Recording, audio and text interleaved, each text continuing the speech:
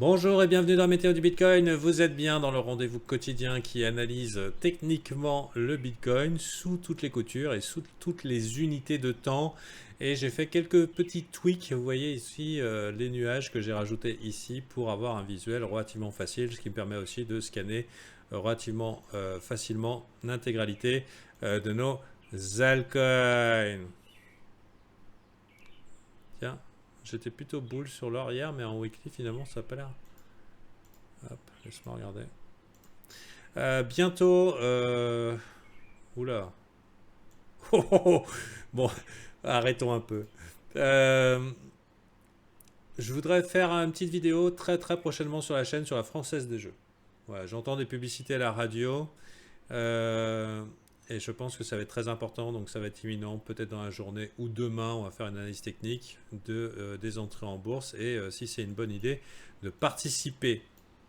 Si ça vous intéresse, n'hésitez pas à me le faire savoir en rejoignant le Discord et en parlant dans l'espace public. C'est complètement gratuit. On va virer un petit peu ça.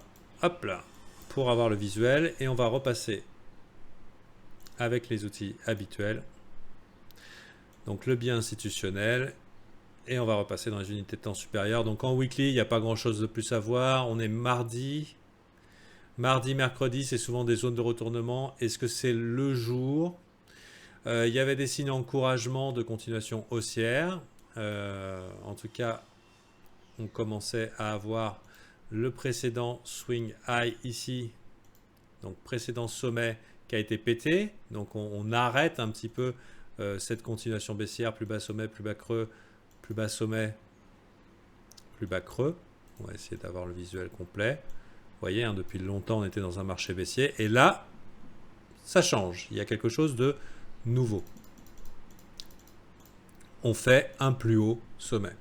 La question c'est, est-ce que c'est un Bart Simpson gigantesque, hein? Vous savez que sur le Bitcoin, on a ce genre de pattern où ça part dans un sens, ça consolide, ça part dans l'autre. Et celui-ci nous a emmené à des chandelles qui sont historiquement, je crois, la troisième plus grosse chandelle de l'histoire du Bitcoin en 10 ans. Donc c'est quand même relativement énorme et c'est aussi le genre de choses qui ramène un peu l'intérêt du public. Grosse zone de consolidation et d'ennui, donc de range globalement. On va regarder un petit peu en 4 heures, il sera plus défini. On constate que le biais institutionnel est décroisé et ce qui signifie que globalement les institutions sont censées chasser des longues, c'est-à-dire ils sont censés chercher à acheter et globalement les dumps sont des opportunités d'achat. Est-ce que ça veut dire que c'est ici que ces institutions vont acheter? Probablement pas.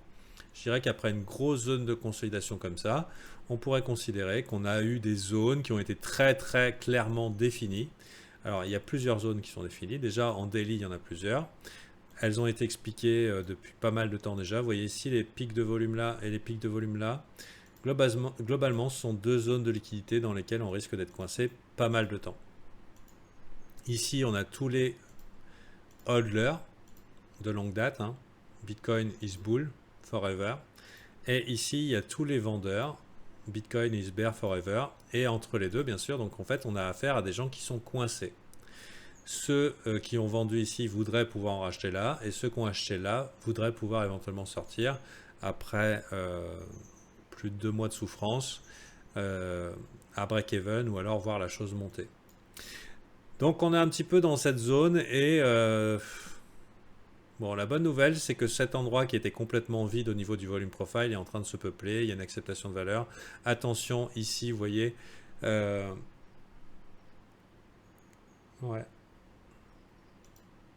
On a une acceptation de valeur, attention ici, vous voyez, il y a ce trou qui pourrait être venu à être bouché et idéalement pour qu'un profile soit parfait avant de pouvoir passer dans des hautes sphères. Alors ça ne veut pas dire que ça arrive systématiquement, mais il lui faudrait un gros remplissage et j'ai l'impression qu'on risque d'être coincé dans un range assez long ici qui pourrait faire l'affaire de nos petites altes.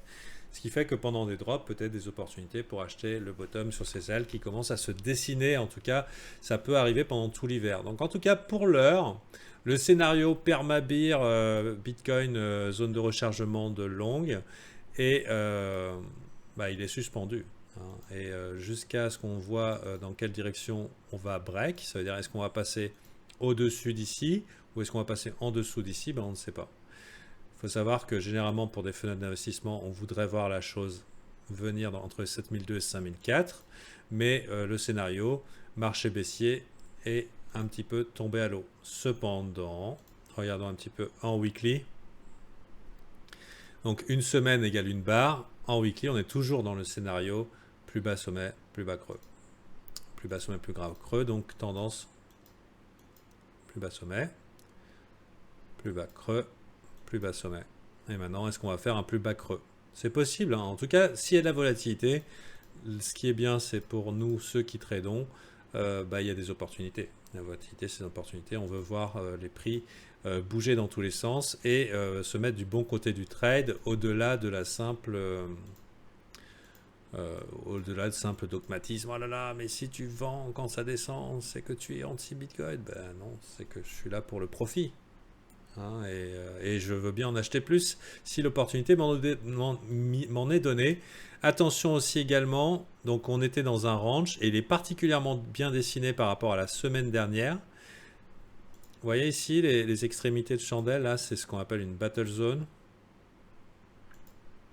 Et globalement, au centre, on ne veut pas faire trop grand chose, mais dans toute la partie haute ou dans toute la partie basse, on voudrait bien prendre position pour continuer un petit peu cette zone de bataille. Alors, plusieurs cas à faire attention. Il y a ici, cette mèche ici, qui est globalement une petite réticence à se dire qu'on a fini d'aller vers le bas, parce que généralement, les queues aiment bien être mangées. Il y a du business qui peut se faire là-bas. Il y a des gens qui sont vraiment intéressés pour acheter là et qui ont propulsé ce marché et ils vont défendre la zone. Donc, s'il y a une opportunité de rentrer là-dedans, ça peut être une bonne idée. Si ça ne revient pas là, bah tant pis. Autre scénario possible, c'est une consolidation de ce style-là. Elle a plutôt mal dessiné, mais ça peut être beaucoup plus sauvage, beaucoup plus wild, et faire quelque chose comme ça pendant l'hiver, marché qui finalement refuse de dump et qui nous ferait un genre de double bottom en préparation du halving pour l'été prochain. C'est l'année prochaine, hein, c'est le mois d'août je crois, ou un petit peu avant, vous me corrigerez, ça ne me dérange pas de me tromper. Bon, ça c'est pour le long terme. Pour l'heure, donc les weekly, tendance baissière, mais encore faut-il qu'on pète ce lot pour confirmer. On n'a toujours pas de weekly W, hein, on n'a pas fait ce double bottom qui pourrait nous dire « Ha ha, appelons tous les copains, on est parti pour remonter jusque 16 000 $. Donc pour l'instant, c'est pas encore arrivé. J'ai remarqué que beaucoup de gens étaient passés en mode longue et il y avait eu des signes, en tout cas en 4 heures, qui étaient très intéressants pour une continuation haussière. Ici, W, W, dans un W, c'est plutôt encourageant si on est du côté des bulls. En 4 heures, on n'a pas fait de M, mais en tout cas en Orly, on l'a fait et l'argent est en train de sortir du Bitcoin relativement rapidement. Donc ce qui renforce, si le Bitcoin le veut bien, notre scénario de range, donc entre les battle zones qui ont été dessinées, et à savoir qu'on va remettre les mèches, à savoir que on a ici des grosses zones de liquidité, j'aimerais tout nettoyer pour qu'on ait notre marché court terme. On a des grosses zones de liquidité qui pourraient intéresser quelques baleines. Et nous, les baleines, on ne veut pas se faire manger, nous. On veut faire comme elles. Donc globalement, ici c'est une pool de liquidité. Et ici aussi. On a toute cette partie-là. Donc qui était ici. En fait, elle était là. Elle vient d'être bouffée. C'est pour ça qu'on est en train de reverse. Donc globalement, la pool de liquidité, il y a ici et il y a ici. À quoi ça sert ces pools de liquidité? Globalement, c'est l'endroit où les gens ont placé leur stop de manière évidente. Plus on va dans un range et plus on a des longs qui accumulent leur stop ici, parce que normal, si on vient perdre par ici, eh ben, la logique voudrait que ça chute. Et pareil, ceux qui sont short et qui ont vu ces structures en double top ici ont accumulé leur stop ici et ici. Et comme on a pu le voir, ils sont venus se faire liquider. Et à quoi ça sert à ces baleines? Ça leur permet de charger les gros paquets. Parce que nous, on achète un petit bitcoin par-ci, un petit bitcoin par-là, avril-mai, ok, merci. Donc, un petit bitcoin machin, mais si eux, ils ont envie de long en x10, 100 ou 200 bitcoins, ils ont besoin de 2 ou 3 millions qui remplissent leur bague sans qu'ils fassent bouger le prix, avec un bon petit avantage au niveau du BitMEX qui leur permet d'être en maker's fee et non pas en taker's fee, c'est-à-dire qu'ils sont payés pour prendre du volume, ils ont juste créé de la liquidité. Il faut savoir qu'on ne paye pas toujours les commissions sur les échanges. Si vous remplissez un ordre limite, vous ne payez pas la commission, donc c'est intéressant pour les baleines de rentrer dans les positions et de renverser les marchés avec des gros ordres d'achat qu'on peut identifier un petit peu avec des outils comme Trading Light, mais comme bien d'autres. Où est la liquidité? Comme vous voyez ici, pam. Alors je trouve que c'est un peu pute ça. Ça c'est typique de ce que je vois, c'est dans la famille manipulation de marché quoi. C'est l'ordre arrive pile poil au bon moment alors que personne ne peut appuyer en réalité sur le bouton puisque BitMEX est overload. Vous savez que quand il y a des grosses liquidations etc. BitMEX est overload, mais non, eux ils ont réussi plus ou moins à filer le truc, à moins que ça soit apparu après. Ouais, ouais non ils ont pas réussi à filer. Mais ils ont essayé. Et après, ça s'est mis à fuir. Bon, en tout cas, voilà, il y a des gens qui attendent avec leurs gros ordres et ils essayent de chasser les stops dans ces pools de liquidité. Donc c'est bon, relativement savoir. Pour l'instant, on est dans un range et il n'y a rien d'autre à dire. Sinon que ces W peuvent dire continuation haussière. Personnellement, je suis pas très bull. Ouais, un stop limite qu'il a mis un peu tard peut-être. Pourquoi je suis pas très bull? Parce que le funding de BitMEX est relativement méchamment chargé en longue, et que la plupart des shorts ont été nettoyés sur cette montée très bull. Et en tout cas, en court terme, on voit plus bas sommet, plus bas creux, plus bas sommet, plus bas creux. On a confirmé en tout cas en Orly un petit top, un peu comme là. Mais est-ce que ça veut dire que c'est fini? Non, je pense qu'on est toujours dans ce scénario. Tant qu'on n'a pas défoncé avec conviction une structure, pété les stops, venu rebondir sans réintégrer le range, bah, on est dans un environnement à fake out et le seul conseil que je pourrais vous donner, c'est que si vous devez short ou long ce marché, ne le faites pas au cœur, mais dans ses extrémités, avec une stratégie qui vous permet d'avoir un risque-récompense avantageux. Cet outil vous permet, sans savoir, et personne ne sait, hein, sauf ceux qui trichent, les traders, les escrocs quoi. Un vrai trader ne sait pas s'il va gagner ou perdre, mais il se met en position de dire ok, là si on perd ce lot là par exemple ou un petit peu plus bas, j'arrive à me glisser là-dedans, ça fait 5 jours qu'on est dans un range, donc la probabilité est qu'on retourne dans le range. Et je me dis ok, si je perds ou si je gagne, et disons que je vise la partie haute, si je gagne, je gagne 2 fois plus que ce que je risque, et avec ce genre de stratégie, donc l'achat de support ou alors la vente de résistance, je peux me mettre en situation où je peux gagner une fois sur 3 et être quand même dans mes frais. Voir si l'ordre a été vraiment pris au poil de couille près. Réintégration de range, on va dans les extrêmes, dans les mèches. Par exemple, ça c'est le genre de trade, on peut perdre 7 fois d'affilée et encore être dans nos sous si c'est le genre de trade qu'on prend en permanence. Donc voilà, on n'est pas vraiment dans le jeu de la prédiction, on est dans le jeu de se mettre en situation de gagner plus que ce qu'on perd et le plus souvent possible. Et petit à petit, ben, on voit notre courbe de capital grossir lentement. Alors oui, c'est pas la Lambo le day one, mais c'est une manière de faire un marathon du trader profitable qui permet d'aller plus loin et plus longtemps. Voilà. Donc pour l'heure, personnellement, je suis pas très très satisfait de ce que je vois là. J'ai beaucoup aimé ce que les alts ont fait récemment, mais je n'ai pas aimé. Je déteste cette location pour le Bitcoin. Je la déteste. En tout cas, pour envisager un long, voir CW, ça me stresse encore plus que s'ils n'étaient pas là. Pourquoi? Parce qu'on est dans une zone de rechargement de short. Et personnellement, pour moi, ça, c'est un gros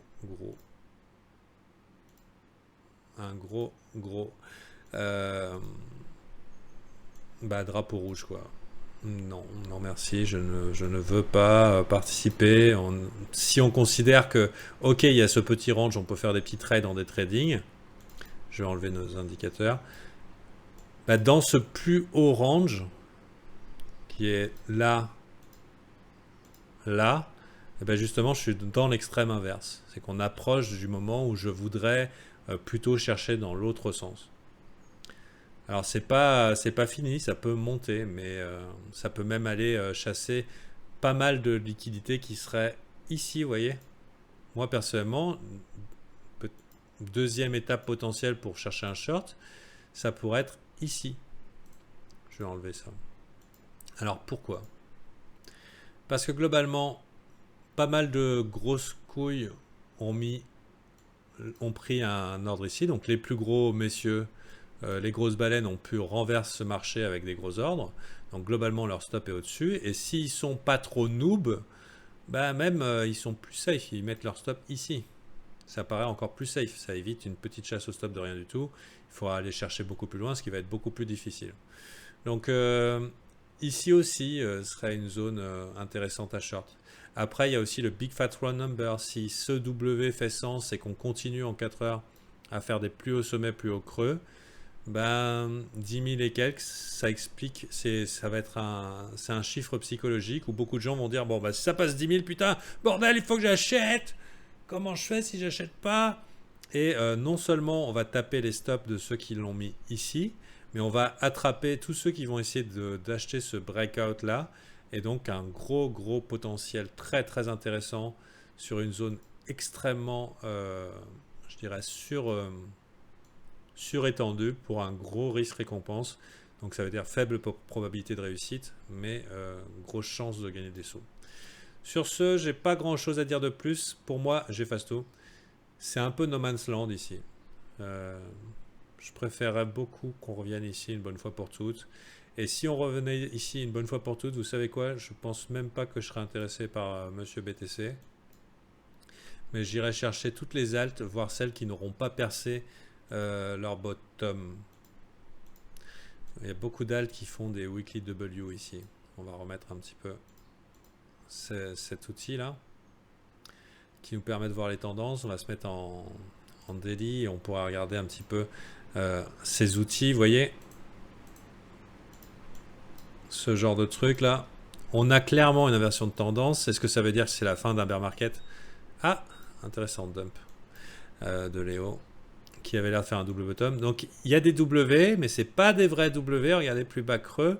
Ça serait vraiment une super opportunité que le BTC tire sur la languette du flambi et nous offre un retour bottom pour un vrai W sur ces altes là, qui soit pas un W faussé et qui nous permette de faire aussi une structure bien à droite de cette trendline. Vous voyez, nous on a un setup qu'on a appris chez TRI qui implique quand on pète une trendline, on veut voir un bon W de l'autre côté. Et là, c'est pas vraiment ça. Ça m'a l'air piégeux.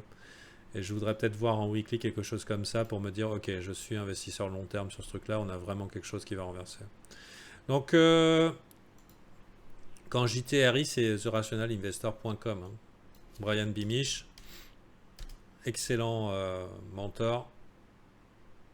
Pas menteur, hein, mentor, excellent professeur, excellent enseignant. Si vous voulez arriver sur des rails, bah, soit vous venez ici pour avoir la substantifique moelle, soit vous allez là si vous êtes OK avec l'anglais. Mais il faut savoir qu'actuellement, Brian n'est pas très branché crypto. Hein, c'est plutôt action par rapport au cycle économique. Et donc, vous avez peut-être pu remarquer que j'ai rajouté sur ma bannière YouTube. Crypto, c'est plus Fantasio, c'est un peu long. Crypto Fanta. J'ai rajouté sur la bannière analyse rationnelle, psychologie, maîtrise du risque. Je pense que les membres du brief seront d'accord avec le fait que ça correspond au point fort de ce que je propose. Et quand je dis rationnel, c'est pas parce que je sais pas c'est quoi l'analyse technique. Hein. C'est parce que je viens de chez therationalinvestor.com et que l'analyse rationnelle, selon mon mentor, c'est cette combinaison euh, plutôt explosive, d'analyse fondamentale et d'analyse technique. C'est-à-dire, moi personnellement, j'aime bien voir les graphiques et j'ai souvent tendance à penser que quand on voit une belle news, elle apparaît avant dans les graphiques. Mais si tu as la carotte au niveau fondamental, une belle histoire, et que tu commences à avoir tes structures, tes indicateurs de momentum, ton analyse technique, eh ben, tu peux te mettre en position de force. Donc, à cela, j'ajouterais que je joue aussi beaucoup la saisonnalité et que personnellement, d'expérience, l'hiver n'est pas très bon pour les cryptos. Ça ne veut pas dire que c'est systématique. Hein. C'est pas parce que c'est arrivé 3-4 ans d'affilée que c'est le cas. Mais généralement, même pour les actions et tout, les hivers, c'est pas très bon pour les cryptos, à l'exception de TH, qui a tendance à bottom au mois de décembre. Et la question, c'est est-ce que cette année, c'est ce qu'il va faire? On verra bien. Mais par contre, une sortie de l'hiver bien sage versus Bitcoin, voilà, peut-être mettre une alerte ici si on fait notre W Weekly, ce serait plutôt encourageant. Mais j'appelle quand même à la prudence. Pour moi, on est encore dans des fake rallyes, enfin des trucs qu'on peut prendre, qu'on peut espérer, mais qui vont poser le bottom, dégueuler pendant l'hiver et poser un truc fabuleux pour le printemps prochain, février, mars, avril, mai. Après, time will tell, hein, le temps nous le dira. Et donc là, plutôt content d'être sorti flat ce matin. De ce que je vois, on arrive dans les zones importantes. 9000, alors oui, j'utilise ce genre de graphique qui est un mélange de cumulative volume delta et de range chart. Vous voyez, les croisements d'EMA enlèvent beaucoup de bruit. Ça permet aussi, si vous dites, mais putain, c'est pas le même graphique, c'est normal, c'est pas du tout le même graphique. Donc ça nous montre un peu le momentum, mais aussi ça élimine beaucoup de bruit et on voit que l'argent est en train de se barrer du marché, en tout cas depuis ce matin. C'est pour ça que je suis sorti flat. Et j'attends de voir. Vous voyez ici, point de contrôle, donc ça va probablement venir chatouiller au moment où on va se parler, on va venir dans les 9100. Donc si ça c'est perdu, après c'est très bear. Mais sinon, ça reste une zone peut-être d'achat intéressant, même si je préférerais acheter si je vais faire du day trading aujourd'hui. Et vous savez que j'aime pas la location. J'achèterais ça plutôt en bas du range. J'irai aussi, vous voyez, le weekly là, c'est pas bon là, cette réjection de chandelle. Là. La bonne nouvelle, c'est qu'on n'a pas croisé bearish encore au niveau de ce cloud, qui est un mélange d'EMA 13 et EMA 13 et moyenne mobile 30. Plutôt pertinent sur des signaux de très long terme. Voilà, c'était très long. Je pense que vous en avez largement pour votre argent, c'est-à-dire rien du tout. Le service que je propose est plein jusqu'au mois prochain. Donc, en tout cas, merci de me regarder. Si vous voulez me laisser votre email, savoir quand c'est qu'il y a de la place, bah, je vous enverrai un petit email. Vous mettez dans l'espace de commentaires. C'est invisible, il n'y a que moi qui peux lire. Et je mettrai ça dans un fichier Excel. Et s'il y a de la place, bah, vous serez les premiers informés. Voilà, donc pour l'instant, on est toujours 300. Pour préserver la qualité du VIP, j'essaie de limiter le nombre de places disponibles pour pas qu'il y ait des grosses vagues de noobs qui arrivent et qu'on repart au niveau 0. Mon but est d'emmener ces gens-là jusqu'à des bonnes habitudes de traders profitables sur le long terme. Voilà. Sur ce, bonne journée à vous. Peace out.